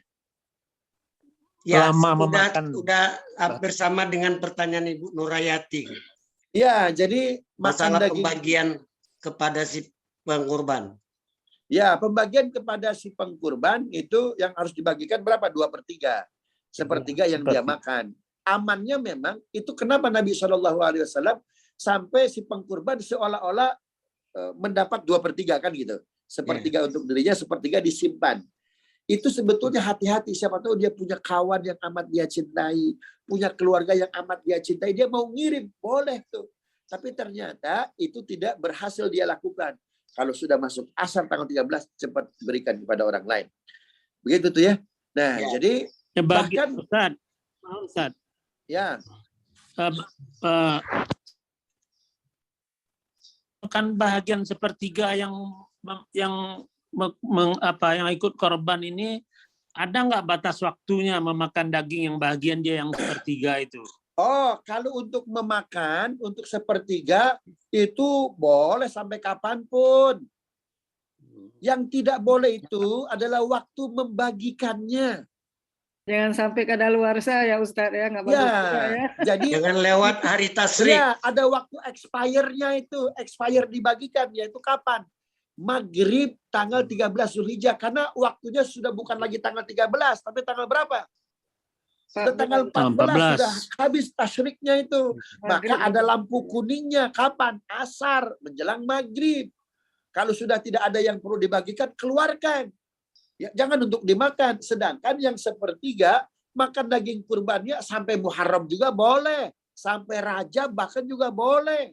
Sampai Ramadan kalau itu daging masih bagus juga boleh. Kedaluarsa nggak bagus, Ustaz, nggak toib lagi itu. Nah, itu apalagi kalau ilmu kedokteran. Ini kan kita bicara hukum nih, Bu nih. Ya, kalau bicara hukum, itu daging kurbannya tidak ada batas waktu untuk memakannya. Yang ada batas waktu membagikannya. Nah, jadi kurban itu ada waktu before, ada waktu after. Waktu before disembelih harus setelah sholat Idul Adha. Nggak boleh itu karena dia sibuk, saya motongnya sebelum subuh. Jangan. Hal ini pernah kejadian pada zaman Nabi Shallallahu Alaihi Wasallam. Ya, kata Nabi Shallallahu Alaihi Wasallam, barang siapa menyembelih setelah sholat itu adalah kurban, tapi sebelumnya sedekah biasa. Ada sahabat ketika sudah turun surat Al-Kautsar, penanda disyariatkannya kurban, dia langsung menyembelih. Ya Rasulullah, saya sudah sembelih tadi sebelum sholat. Itu kurban itu sedekah biasa. Tapi Rasul, mohon maaf, saya nggak tahu. Saya cuma punya 1 ekor kambing doang. Kata Nabi, kau orang yang terakhir berkurban sebelum sholat. Paham Bapak Ibu? Ya. Nah, setelahnya, ya, yang tidak boleh untuk berkurban kapan? Batas terakhir, afternya itu setelah sholat, yaitu maghrib tanggal 13 Zulhijjah. Demikian, Bapak Ibu, mudah-mudahan bermanfaat. Maaf Ustadz, nih ada Dr. Suhud, ada dari Bu Rabita nih, kalau misalnya kita nggak menyaksikan waktu di berkurban itu, misalnya kita kirim ke kampung, sah tidak ditanya. Terus yang kedua dari saya, Ustadz, ini udah lama saya ingin tahu. Misalnya kan saya nggak tahu waktu kecil saya diakikah atau enggak gitu kan. Tapi sekarang alhamdulillah saya bisa mengakikah sendiri. Masih bisa nggak diterima oleh Allah akikah? Subhanallah, ibu pertanyaan orang beriman, Ibu. Kata Imam Syafi'i, ada 2 hal yang boleh kalian tanya kepada orang tua kalian. Pertama, Bu, Pak, dulu saya waktu masih kecil ketika lahir diakikahkan belum? Kata Imam Syafi'i, akikah hukumnya wajib, tidak mengenal waktu, Bu. Ibu boleh tanya itu kepada orang tua, Bu, Pak, dulu saya waktu lahir diakikahkan tidak? Kata Imam Syafi'i, akikah hukumnya wajib. Apa hadisnya? Almar'u marhunun bi aqiqati. Seseorang itu tergadai hingga dibayar akikahnya. Saya tanya ke Ibu nih. Ibu menggadaikan emas di pegadaian.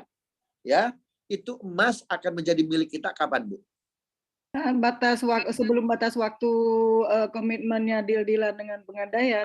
Kalau kita lunasi, kalau kita bayar emas yang kita gadaikan. Selama belum kita lunasi, maka emas itu milik siapa? Pegadaian. Walaupun kata pegadaian mengatasi masalah tanpa masalah. Tapi masalah kalau belum dibayar, Bu. Bermasalah banget. Subhanallah. Nah, bisa jadi, mohon maaf, anak tidak taat kepada orang tua, ya, anak tidak tunduk kepada Allah dan Rasulnya. Bisa jadi kenapa anak itu belum menjadi seutuhnya milik kita. Kenapa? Karena belum dibayar akikahnya. Akikah itu sunnah ketika usia 7 bulan, ketika 7 hari. Maka dipotong tuh, kan? Kalau laki-laki 2 ekor, kalau perempuan 1 ekor, nggak mampu usia 40 hari, kalau nggak mampu usia 4 bulan, kalau nggak mampu usia 1 tahun, kalau nggak mampu nanti sampai dia besar, boleh bertanya, Bu, Pak, saya sudah diakikahkan belum? Mungkin kata bapaknya, nah dulu itu musim penjajahan Belanda, Jepang, begitu ya. Ada kambing, tapi kambingnya mati semua ditembak Jepang. Duitnya ada, tapi kambingnya nggak ada. Ya. Kemudian ya duitnya nggak ada, apalagi kambingnya, subhanallah. Tapi sekarang kan sudah melimpah ruah kambing di mana-mana. Maka ibu boleh tanya, Bu, Pak, saya sudah diakikahkan belum? Maka ibu akikahkan. Bahkan ibu tanya juga, dulu bapak ibu udah diakikahkan juga belum oleh kakek, Bu? Boleh tanya itu. Itu termasuk birrul walidain, Bu. Jadi kita bisa mengakikah juga kepada orang tua kita yang sudah meninggal. Subhanallah, itu birrul walidain, Bu, birrul walidain. Toib. Niatnya bagaimana Ustaz? Niatnya ya Allah, saya berniat akikahkan untuk bapak saya, untuk ibu saya. Kata ibunya, ya jangankan ibu, kakek kamu juga belum, akikahkan sekalian. Ya. Kenapa? Kata Imam Syafi'i wajib, Bu. Walaupun sudah meninggal, Ustaz. Walaupun sudah meninggal. Tergadai. Walaupun sudah meninggal. Tergadai. Kata Imam Syafi'i, orang meninggal itu tidak ada putus kekerabatan. Ya, coba orang meninggal berhutang. Apakah lantas dia hutangnya bebas, Bu? Saya tanya. Nggak bebas, malah Nggak harus bebas. dibayar oleh Kapan ahli menjadi waris. bebas, Bu? Setelah dibayar oleh ahli waris. Sama dengan akikah, Bu. Almarhum marhunun bi akikat. Ustadz, kita menyebutkannya mengakikan 1 ekor kambing ini kepada ibunda saya Polan binti Polan gitu ya. Boleh, boleh Ibu. Bahkan kata Imam Syafi'i itu wajib. Inilah termasuk birrul walidain. Ini kata Imam Syafi'i, pertanyaan pertama yang boleh ditanyakan seorang anak kepada orang tuanya. Pertanyaan kedua, kata Imam Syafi'i, seorang anak boleh bertanya kepada orang tuanya, Bu, itu sebelum usia 4 bulan, saya di kandungan ibu tiap malam tahajudnya berapa kali, ibu khatam Quran berapa kali, boleh tanya tuh. Ya, boleh tanya. Kenapa? Karena ketika kita di kandungan orang tua 4 bulan, ketika Allah akan meniupkan ruhnya ya ke dalam janin kita, Bu, Allah bilang kepada malaikat, tolong catat takdirnya, catat apa itu ajalnya, catat apakah dia celaka atau bahagia. 3. Yang keempat, catat bagaimana rezekinya. Subhanallah. Nah, maka orang tua yang hebat itu, Bu, sebelum anak usia 4 bulan, maka kerjaannya luar biasa, ibadahnya luar biasa. Di Jepang, perempuan hamil ada cuti hamil, betul nggak?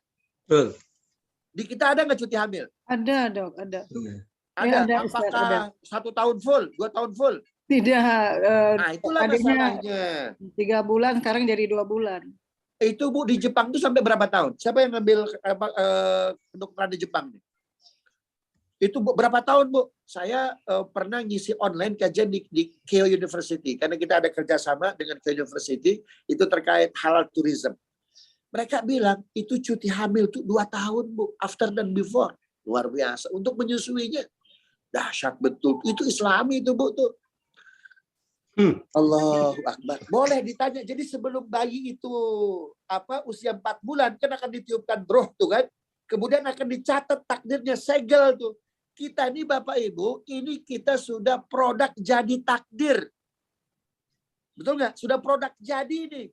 Nah, dulu kita tanya, Bu, Pak, dulu sebelum saya usia 4 bulan, jadi mohon maaf, ini memang bertanya harus baik-baik, khawatir menyinggung. Dulu Ibu pernah nggak sholat nggak? Ya, bagaimana ibadah Ibu? Subhanallah. Kalau ternyata kita, orang tua kita itu ibadahnya luar biasa, maka bersyukurlah. Tapi jangan-jangan mohon maaf, kita udah kepala jadi kaki, kaki jadi kepala, rezeki gitu-gitu aja. Sholat susah khusyuk. Jangan-jangan memang takdirnya begitu.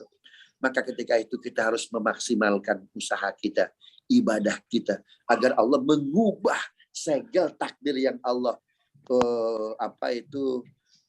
kuncikan ketika usia kandungan orang tua kita itu 4 bulan. Boleh tuh ya. Jadi kita akikah, tanya kepada orang tua. Kalau belum, kalau punya uangnya berlebih, insya Allah kalau bisa, kurban lain, akikah lain juga begitu tuh kalau bisa tuh. Tapi kalau uangnya terbatas, boleh akikah di waktu apa? Di waktu kurban. Wallahu a'lam bishawab. Mudah-mudahan bermanfaat Ibu ya. Cara akikahnya gimana, Ustaz? Maaf, apa kita kasih ke masjid atau gimana cara kita mengakikah? Ibu, tuntunan akikah dengan kurban dari Nabi berbeda. Akikah sebaiknya dibagikan dalam kondisi sudah masak. Sedangkan daging kurban sunnahnya dibagikan itu ketika mentah. Kenapa? Bisa jadi orang miskin itu kuponnya banyak, Bu. Betul, dapat kupon banyak. Dari Masjid Bukit Tinggi dapat, dari Dau KMK dapat. Dari masjid mana nih? Dari Masjid Riau dapat. Subhanallah, misalkan tuh ya. Sehingga dagingnya banyak. Pada saat yang bersamaan dia belum mampu untuk daftar ulang bayar SPP anaknya. Bolehkah daging kurban dijual? Boleh. Tapi yang menjual adalah si penerima kurban. Bukan si pengkurban. Dia jual sepertiga punya dia. Nggak boleh itu, Bu. Nabi marah betul, tersinggung. Baik. Subhanallah. Ya, saya masuk ke pertanyaan dari Pak Bakti Siregar nih. Tapi Ibu Rabita belum. Bentar. Lebih dahulu Pak Bakti Siregar, saya moderator. Oke? Saya lihat jamnya ini Pak Bakti Siregar. Sebentar ya. Jadi Pak Bakti Siregar ini bertanya, Ustadz. Saya sebelum pertanyaan ini masuk, saya tertarik memang ini. Tidak semua para ulama menekankan pentingnya itu kurban ya, nggak tahu semacam infak dan sedekah aja, seringan demikian.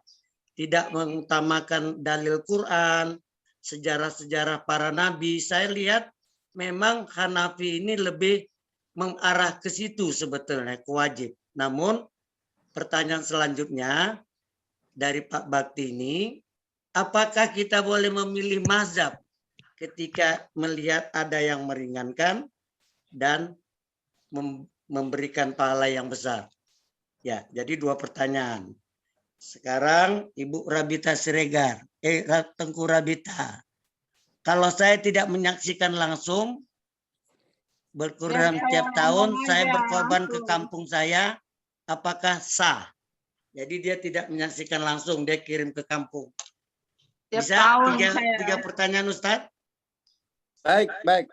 Oke. Baik. Pertama. Ada mau tambah? Ada mau tambah siapa? Silakan. Ada saya. Ya, silakan. Pak Nurmiati. Ya, silakan. Baik. Assalamualaikum warahmatullahi wabarakatuh. Ustaz, saya yang tadi mengenai kekah, kita misalnya dia sudah dewasa, dia baru mengkekahkan dirinya, atau pokoknya semua kekah lah. Itu apakah kita sudah masa itu tidak kita bagi-bagi ke sana kemari ke orang miskin, tapi kita punya misalnya ada pengajian di rumah kita, kajian yang kurang lebih orangnya dari antara 50 ke 80 orang. Nah, di situ kita kasih semuanya boleh Ustadz? Baik, baik. Panitia. Makasih. Assalamualaikum warahmatullahi wabarakatuh. Ustaz, ada masuk lagi pertanyaan nih. Bang, Kelengkapan aja. Kelengkapan. Halo Bang, Masud. Assalamualaikum Bang. Siapa ini? Tarmiji? Ya, Tarmiji Bang. Ya, silakan. Dari mana Pekanbaru? Ya, sama Desiwa. Ya, silakan. Bang, kebetulan saya ini kan banyak komunitas. Abang kan tahu aku gaul. Ya betul, saya bukan bangga, saya bahagia sekali, banyak sekali kawan saya, sahabat saya, Ibu Desiwa. Alhamdulillah. Di Potai, di provinsi, di IKF Pak Usuriau. Ya. Di rumah, di perumahan masjid kami. Langsung ke pertanyaan. Jadi gini, saya ditawari terlalu banyak, saya bukan terlalu banyak, ada lebih dari satu tempat saya berkurban. Berarti kan saya banyak dagingnya. Lalu kalau saya simpan sampai kapan saya mau makannya, boleh tak? Yang bagian Anda? Iya. Saya kan banyak tadi, Bang. Ya. Nah, yang terakhir ini. Aku heran lihat manusia ini, umat kita ini, Ustaz. Udah diancam sama Nabi, jangan dekati masjidku kalau kau mampu tapi tak mau. Masih juga belum mau berkurban. Merokok satu hari 30.000. Maaf, bukan kasar, bukan apa, ini menghimbau. Betul. Fastabiqul khairat ya Bang. Baik. Bang ya Ustaz ya. Ya. Makasih Bang. Assalamualaikum. Waalaikumsalam. Bisa ditampung Ustaz? Bisa. Mungkin ada pertanyaan tumpang tindih tadi bisa dirangkum. Terakhir ini Ustaz, kan Ustaz banyak pengalaman di Timur Tengah nih ya, khususnya di Arabia dan di Mesir ya. Saya melihat di sana itu kan pemotongan daging kurban itu berlebih, malah dengan teknologi canggih mereka menyimpannya. Nah, terkait masa waktu tadi, bagaimana ceritanya ini? Kan mereka akan distribusikan ke negara-negara di dunia ini yang penduduk muslimnya membutuhkan. Nah, terkait dengan waktu bagaimana ceritanya ini? Ya, saya rasa itu aja pertanyaan selanjutnya. Silakan tafadhol Ustaz. Baik. Pertanyaannya luar biasa. Yang pertama terkait memilih mazhab. Memilih mazhab boleh. Karena kita ini bukan ulama, Pak, yang bisa mengkonstruksi hukum sendiri, maka sebaiknya kita pun belajarlah. Ikut dengan para ulama yang arif, para ulama yang alim, yang istiqomah, yang kedalaman ilmunya, pemahaman agamanya, serta ibadahnya luar biasa. Ada 4 mazhab memang yang amat populer. Memang Allah menurunkan syariat ini itu nggak sama, Pak, ya, beragam. Coba dibaca di surat Al-Maidah ayat 16. Yahdi bihillahu man ittaba'a ridwanahu subulas salam wa yukhrijuhum minadh dhulumati ilan nuri bi'idnihi wa yahdihim ila siratim mustaqim. Allah memberi hidayah ya itu kepada orang-orang yang mengikuti keridhaannya subulas salam. Jalan-jalan keselamatan. Syariat yang Allah turunkan subul. Allah nggak bilang begini, sabilas salam, tapi subulas salam. Apa artinya? Syariat nggak satu, subul. Karena itu dalam fikih ada Hanafi, ada Maliki, ada Syafi'i, Ahmad bin Hanbal. Subul itu ways, tapi kalau sabil one way. Tetapi yang subul itu jalan-jalan yang beraneka ragam itu tujuannya assalam. Itu mufrad, singular, satu, dan pakai kata assalam. Apa artinya? Damai. Beda tata caranya, tapi tujuannya sama. Nah, itulah dalilnya itu. Jadi, tapi sebaik-baik memilih mazhab bukan yang paling ringan. Nanti talfek namanya. Urusan sedekah, kurban pakai Syafi'i. Kan begitu kan? Urusan sholat pakai Hanafi. Oh, enak betul itu, talfek betul tuh. Ya, urusan zakat pakai Hanafi. Jangan, itu cari yang gampang-gampang. Itu namanya talfik. Itu nggak boleh campur aduk dengan cara memilih yang paling mudah. Tidak. Imam Syafi'i berfatwa paling mudah itu untuk umatnya, untuk dirinya berat betul. Nah, maka Imam Syafi'i sendiri itu berkurban, walaupun fatwa beliau satu orang satu ekor setiap tahun, kalau nggak mampu satu ekor satu keluarga, tapi faktanya satu ekor sapi satu orang.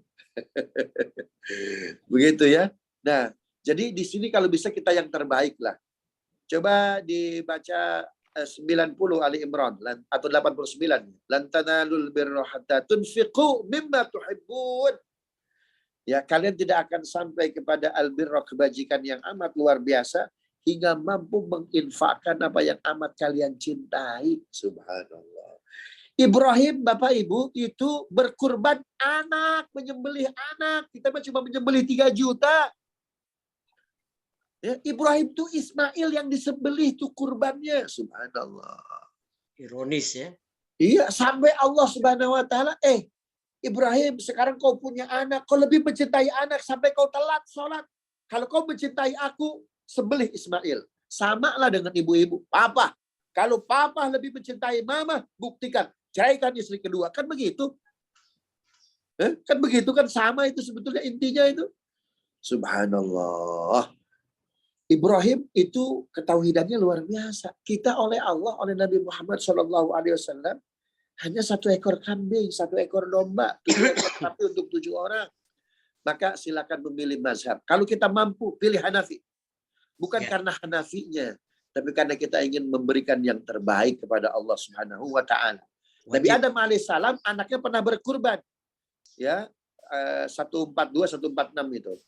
Watsulu alaihim nabaib Adam id qarraba qurbanan fatuqbilan hudima wa lam yataqabbal minal akhar. Dan bacalah kisah kedua anak Nabi Adam ketika keduanya berkurban, Habil dan Qabil, yang berhak menikah dengan Iklimah, itu yang kurbannya diterima oleh Allah. Kakaknya Qabil itu bersedekah karena dia petani, dari hasil perkebunannya, pertaniannya, tapi diberikan yang busuk-busuk. Enak betul. Saya bertani capek, saya berkebun capek. Masa mau disedekahkan, mau dikurbankan? Akhirnya yang dia sedekahkan yang busuk-busuk. Sedangkan Habil dia seorang peternak, kambingnya yang paling yang paling mulus, yang paling sehat, sehingga oleh Allah yang diterima kurbannya siapa? Kurbannya Habil. Maka berikanlah yang terbaik.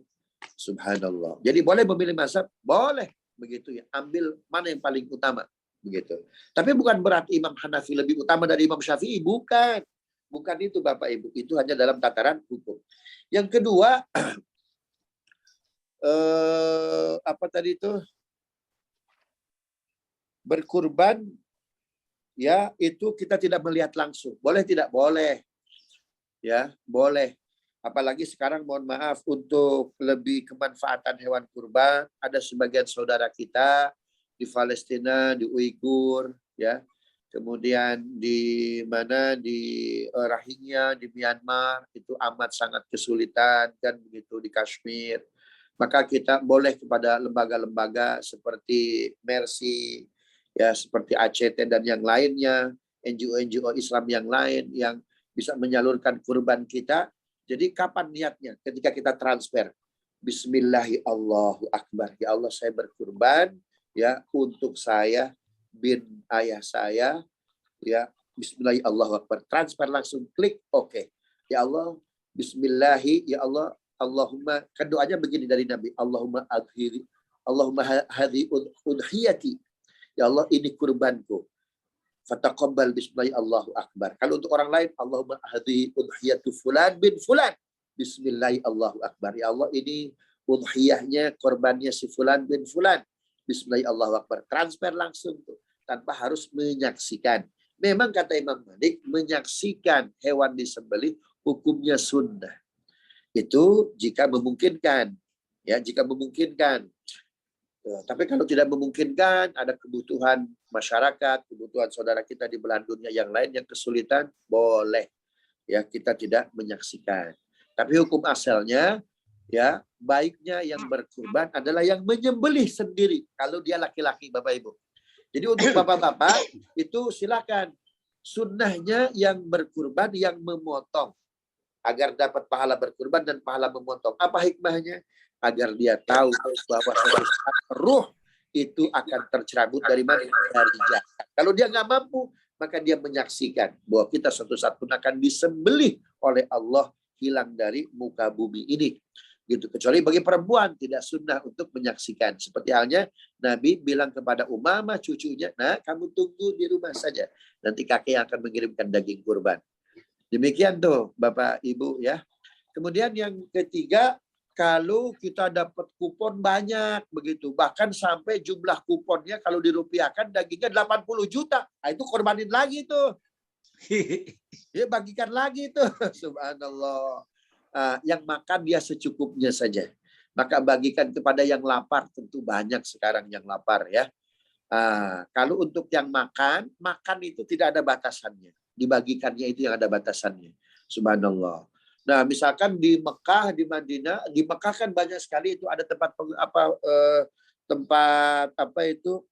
pemotongan hewan kurban. Ya. Itu Bapak Ibu sebelum tahun 65 itu orang itu hanya memotong saja, berkurban saja. Dagingnya tergelepak begitu saja, kan begitu? Iya. Ya, itu dalilnya la yanalallaha luhumuha wa la dima'uha walakin yanaluhu taqwa minkum, surat Al-Hajj ya. Allah tidak menghendaki darahnya, Allah tidak menghendaki dagingnya. Ya Allah hendaki apa? Ketakwaan kalian. Yeah. Pertanyaannya itu daging domba kibas yang tersembelih karena Allah gantikan Ismail dengan daging kibas, itu dagingnya kemana? Tidak ada cerita dibagikan oleh siapa itu? Oleh Ibrahim alaihissalam. Tidak ada riwayat. Apakah kambingnya dimakan oleh Ibrahim? Tidak. Inilah bedanya syariat kurban Nabi Ibrahim dengan syariat kita. Syariat kurban Nabi Ibrahim setelah Allah ganti Ismail dengan kambing kibasnya begitu saja. Bukan menurut riwayat itu langsung hilang, diangkat ke langit oleh Allah. Domba kibasnya. Nah, kalau syariat Nabi Muhammad itu hewan kurban yang dipotong, jangan sampai tidak ada manfaatnya. Kenapa? Innal mubadzirina kanu ikhwana syayatin. Maka kalau sampai distribusi hewan kurban itu sampai lewat dari tanggal 13 Zulhijjah, maka di situ ada rukhsah.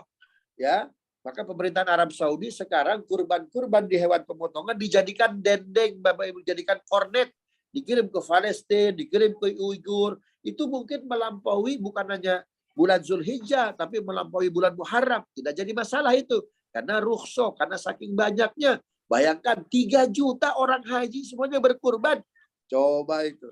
Maka di situ ada rukhsah. Karena untuk proses ke kornet, ya, jadikan kornet, jadikan dendeng, kan perlu proses yang amat lama. Maka di situ yang penting kita niatnya itu tidak, pemotongannya tidak lewat maghrib tanggal 13 Zulhijjah. Demikian Pak Syuhud, mudah-mudahan bisa dipahami. Oh iya, silakan. Ada yang mau bertanya lagi? Rabita sudah clear ya, Mas? Ya, Pak Herudin atau siapa saja, silakan langsung. Saya Ustaz. Ya, silakan. Bu Nirma ya, assalamualaikum Ustaz.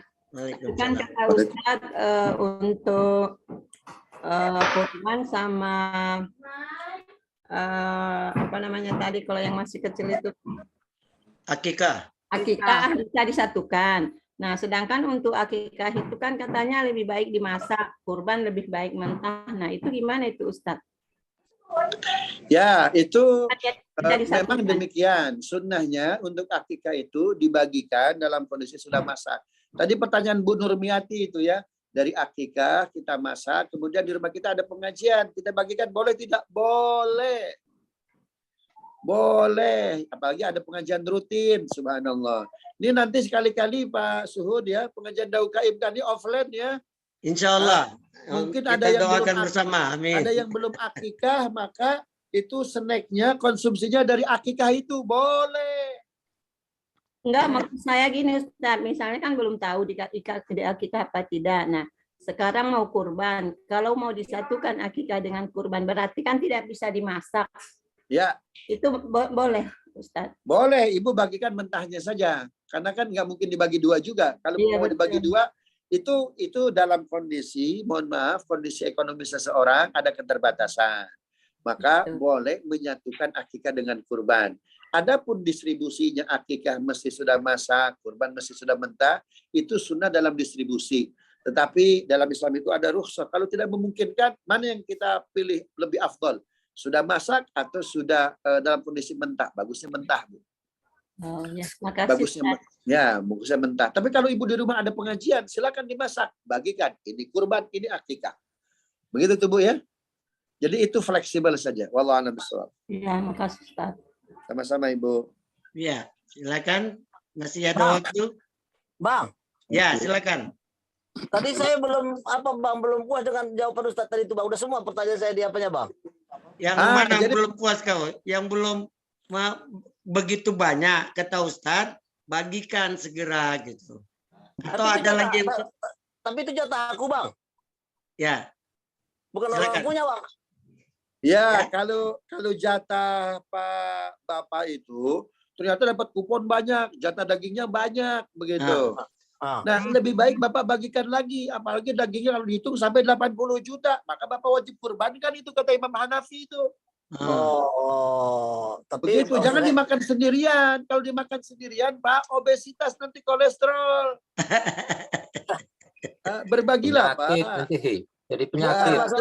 Masalahnya gini. Saya kan itu saya punya.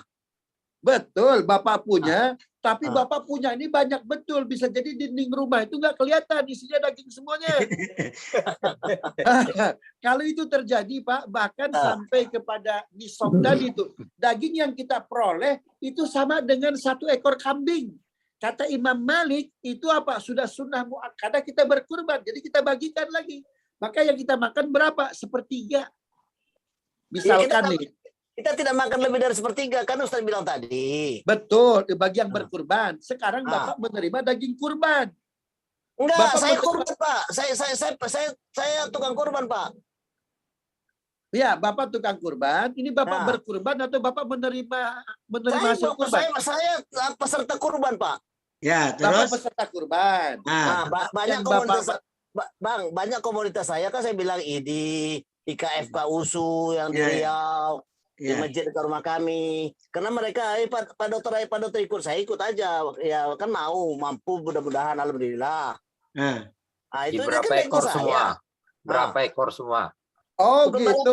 Misalnya tuh saya dapat satu bagian aja Bang, 1/7 aja Bang. Ya itulah dari berapa ekor. Jadi ada misalnya 5 bagian saya dapatkan 5 bagian misalnya 3 kilo 15 kilo saya dapat. Kalau saya makan itu entah 2 bulan nggak tahu lah itu apalah urusan orang rumah lah. Kan boleh. Itu maksud saya bukan penerima kurban Bang, bukan penerima kupon Bang. Iya. Yang kedua tadi ada orang mampu tak mau tuh coba macam mana ancamannya tuh keras kan Ustaz biar mau semua orang berkorban. Itu dia Ustaz. Tolong dulu libas. Iya. Jadi oke, terima kasih Bang. Udah paham. Udah ditangkap itu. Ya. Jadi Pak Ahmad ini luar biasa, dia kurbannya banyak. Ya. Dia kurbannya banyak. Ya. Nah, kalau dari sisi hukum, ya kita pakai yang paling berat nih siapa? Imam Hanafi lah. Ya, Imam Hanafi wajib 1 orang 1 ekor. Berarti Bapak dapat 1/3 dari 1 ekor kambing misalkan. Ternyata Bapak ini bukan hanya 1 ekor, 1 ekor untuk ID Sumatera, 1 ekor untuk ID NTB, 1 ekor untuk semua komunitas-komunitas. Jadi setiap 1 ekor Bapak kan punya jatah berapa? 1/3 kan begitu tuh. Nah, maka 1/3 dari sekian ekor yang Pak Ahmad peroleh, itu tidak ada batasan mesti kapan habisnya. Bisa dipahami Pak ya? Ya. Tidak ada batasan sampai sendiri. kapan Ya, habisnya. ya. Yang ada batasan itu yang kewajiban harus kita keluarkan, yaitu yang 2/3. Ya. Nah, dia ada batasan Pak, ada expire waktunya. Kapan? Maghrib 13 Zulhijjah. Karena itu para ulama memberikan lampu kuning, asar deh tanggal 13 Zulhijjah, yang 2/3 itu harus sudah habis dibagikan. Kalaupun tidak sempat didistribusikan, diambil oleh orang, paling tidak kita niatkan dulu, namanya sudah ada. Oh, 2/3 ini untuk si fulan. Mungkin karena saking banyak distribusinya keteteran. Yang penting Bapak sudah niatkan. Jangan sampai asar 13 Zulhijjah belum Bapak niatkan, belum pakai nama, ini buat siapa distribusinya. Paham Pak? Paham aja? Udah jelas Tarmizi. Bang, insyaallah Bang. Terus ancaman tadi belum Bang. Ancamannya oleh Nabi itu nggak boleh sholat Idul Adha. Jadi ada orang sholat Idul Adha belum tentu khusyuk, ditolak oleh Allah. Ini jangankan sholat aja nggak dikasih. Jangan dekati tempat sholatku. Itu maksudku. Jangan dekati tempat sholat. Ini kata para ulama maknanya dua. Dia jangan sholat Idul Adha. Yang kedua, jangan pernah dekat ke tempatku Masjid Nabawi. Subhanallah. Ini ancamannya keras itu. Ya udahlah, sampaikanlah nanti Bapak sama Jadi. Ada kejadian ini, ada kejadian Pak Masud. Ini true story. Ya, saya bawa jamaah Pak. Beliau itu Pak, ketika dulu kan masuk ke Raudhah gampang ya, nggak seperti sekarang kan harus pakai aplikasi tawakalnya. Ya, itu kondisi lengang betul masuk ke Raudhah, tapi dia nggak bisa masuk Pak. Ya, kita ajak di waktu malam, di waktu pagi, sore itu Pak, nggak bisa. Jadi selama 12 hari kita selama 20 hari kita hajian, kemudian 8 hari di Madinah, dia nggak bisa masuk ke Raudhah. Saya tanya, pertanyaannya Pak langsung aja, Bapak pernah berkurban nggak Pak? Itulah Ustadz, saya belum pernah berkurban. Saya bilang, Pak ini hadisnya Pak, barang siapa mampu tapi tidak pernah berkurban, jangan pernah mendekati sholatku. Maksudnya apa? Jangan sholat itu.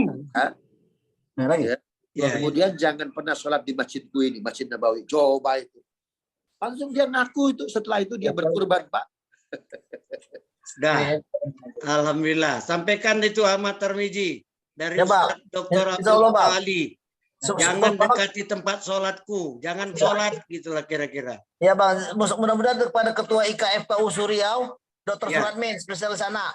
Kita sampaikan lewat dia Bang. Ya, nanti disampaikan nanti. Dia lagi di Jakarta, lagi diklat. Iya betul Bang. Oke ya.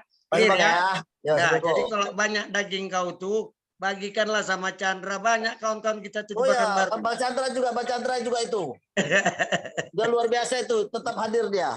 Alhamdulillah. Ya, Taib, ada pertanyaan? Waktu masih ada sedikit lagi sebelum di closing. Silakan, kita manfaatkan ini, benar-benar bermakna ini. Armon Mawardi, silakan.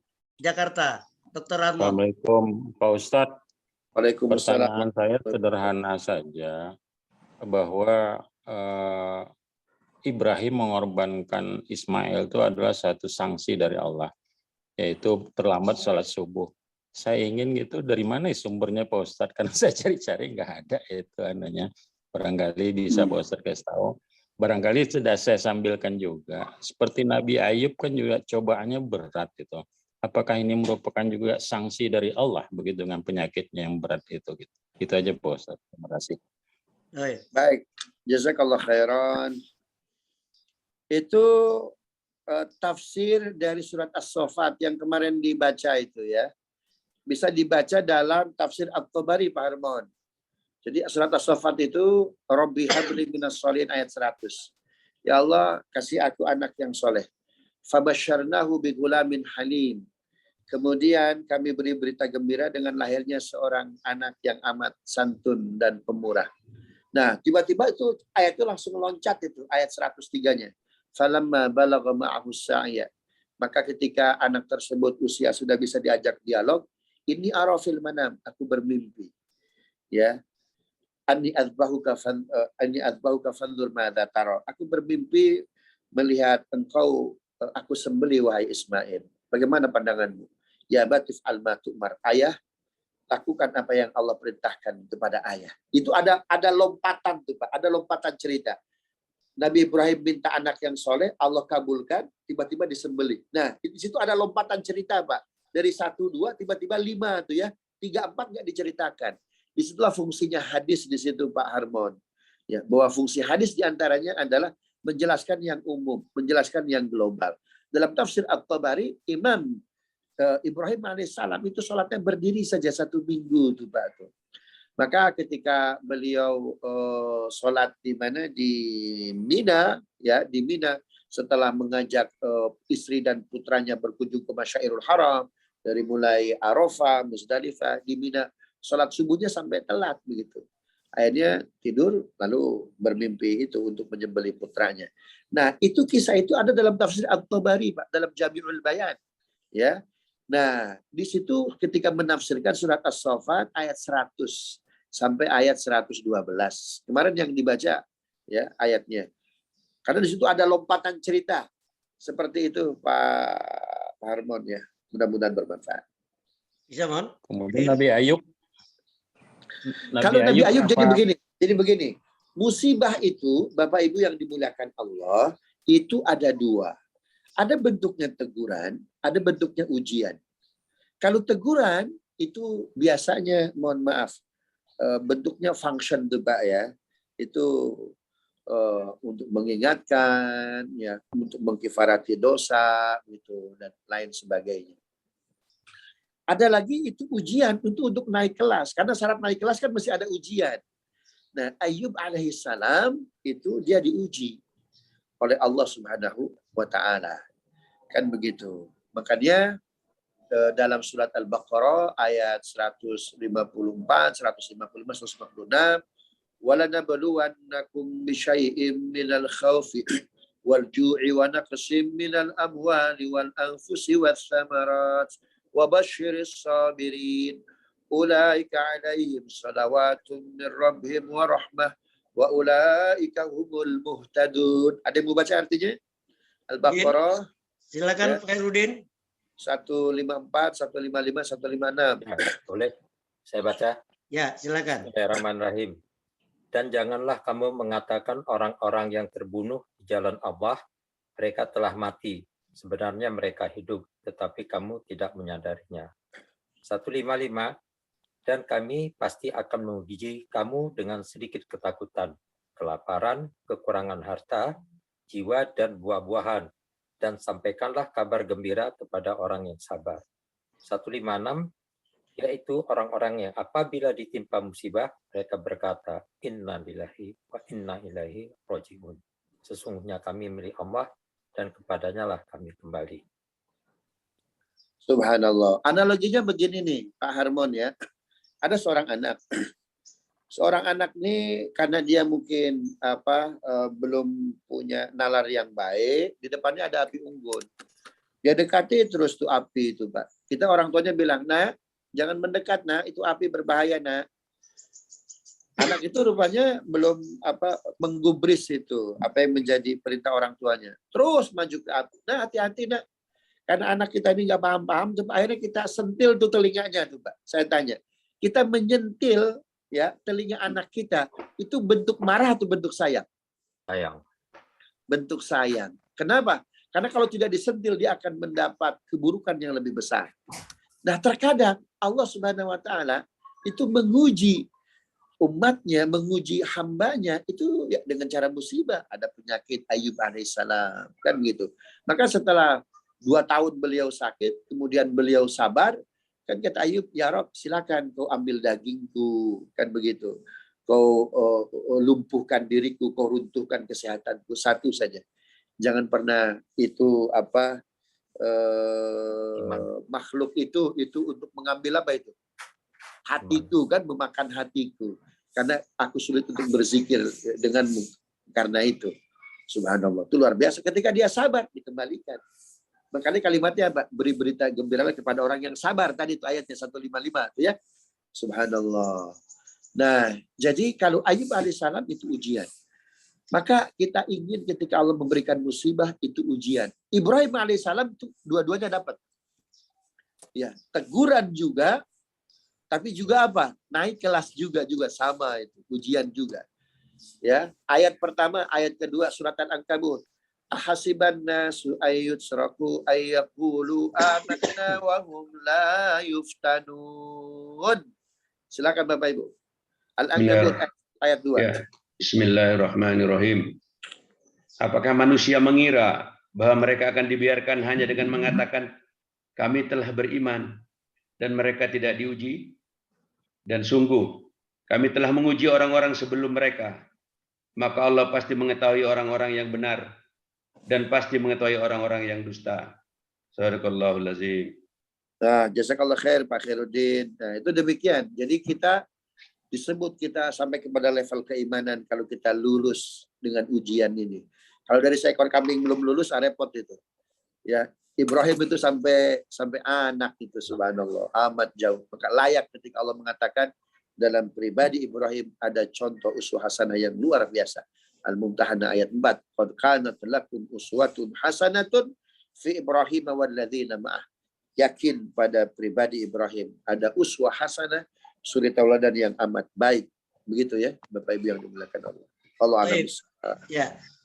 Ya Ustadz, sekali lagi saya ingin close ini sebelum closing pertanyaan ada yang lain. Saya tertarik, memang nggak banyak saya dengar para ulama Ustadz menceritakan kronologis tentang kurban ini. Padahal sebenarnya kalau intinya itu benar-benar inilah tes ketauhidan dan ketakwaan kita. Ditambah lagi doa Nabi Ibrahim setelah sampai di rumah tadi itu nggak banyak.